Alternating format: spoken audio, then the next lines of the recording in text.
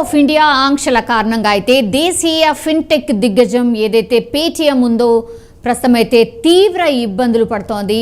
ఇది కాస్త ప్రత్యర్థి ప్లేయర్స్కి అయితే వరంగా మారిందని చెప్పొచ్చు. కొన్ని వ్యాపార సంఘాలు కూడా పేటీఎంను వీడి మరో ఆప్షన్ చూసుకోవాలని చెప్పడంతో కూడా ఇతర సంస్థల్లోకి కస్టమర్ల ఇన్ఫ్లో పెరిగినట్టు కూడా ప్రస్తుతం అయితే నివేదికలు వెలువడుతున్నాయి. సో ప్రస్తుతం పేటీఎంలో కొనసాగుతున్న సంక్షోభం సహా పేమెంట్ బ్యాంక్ అంటే యూపీఐ ఖాతాల విషయంలో వినియోగదారులు కొంత భయపడుతున్న పరిస్థితి.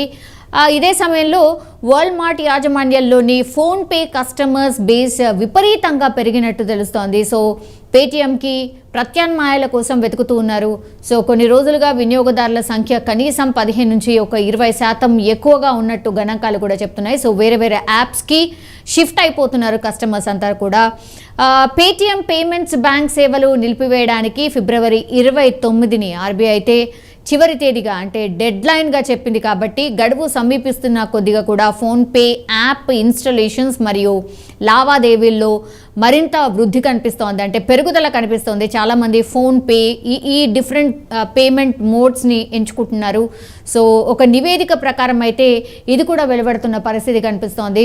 సో ఫిన్టెక్ రంగానికి చెందిన పలువురు ఆర్థిక నిపుణులు అయితే ఇలా పెరగడానికి ఇదే రీజన్ అని కూడా భావిస్తున్నారు. సో అదనపు ఇన్ఫ్లో నిర్వహణ కోసం ఫోన్పే కూడా ఇప్పటికే బ్యాంక్డ్ సిస్టమ్ను కూడా అప్గ్రేడ్ చేస్తున్నట్టు కూడా సమాచారం. సో ఒక్కసారి కస్టమర్స్ ఒక యాప్ నుంచి ఇంకో యాప్కి షిఫ్ట్ అవుతున్నప్పుడు పూర్తిగా వాళ్ళ యాప్ మీద ఒత్తిడి కావచ్చు, ఇవన్నీ కూడా కొనసాగబోతున్నాయి. కాబట్టి దానికి సంబంధించి కూడా పూర్తిగా సిస్టమ్ని అప్గ్రేడ్ చేసుకునే ప్రయత్నం చేస్తోంది ఫోన్పే. అండ్ పూర్తిగా అందివచ్చిన అవకాశాన్ని అయితే ఉపయోగించుకుని కస్టమర్ బేస్ను భారీగా పెంచుకోవాలని కూడా పెద్దగానే ప్లాన్ చేస్తోంది ఫోన్పే. అండ్ ఇట్లాంటి వార్తలే ఎక్కువగా వినిపిస్తున్నాయి. సో వివిధ రకాల ప్రచారాలతో వినియోగదారులు అండ్ వ్యాపారులను అట్రాక్ట్ చేసే ప్రయత్నం కూడా చేస్తోంది. ఆన్ బోర్డ్ చేసేందుకు కూడా సిద్ధమవుతోంది.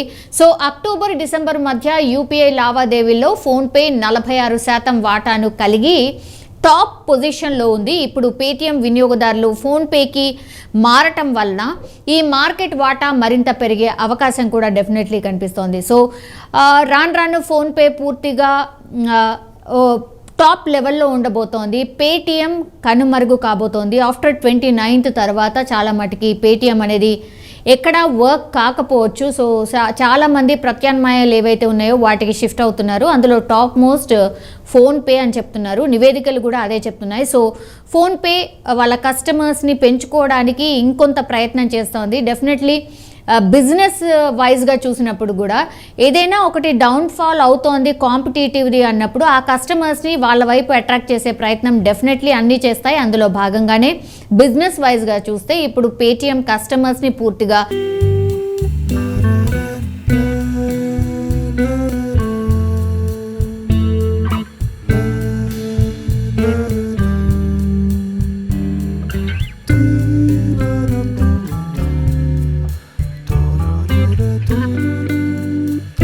సో ఆ బ్యాంక్ లైసెన్స్ని కూడా రద్దు చేశారు అన్నటువంటి వార్త అయితే ఇప్పుడు చక్కర్లు కొడుతోంది. సో పేటీఎం పేమెంట్స్ బ్యాంక్స్ ఇప్పటికే ఆంక్షలు విధించింది ఆర్బీఐ. సో తాజాగా ఆ సంస్థ లైసెన్స్ రద్దు చేసే దిశగా యోచిస్తున్నట్టు కూడా సమాచారం అంతోంది. సో ఏవైతే లావాదేవీలు జరుగుతున్నాయో దానికి సంబంధించి విధించిన dead line March 15th. So ఆ డెడ్ లైన్ ముగిసిన అనంతరం దీన్ని అమల్లోకి తేవాలని కూడా భావిస్తోందట.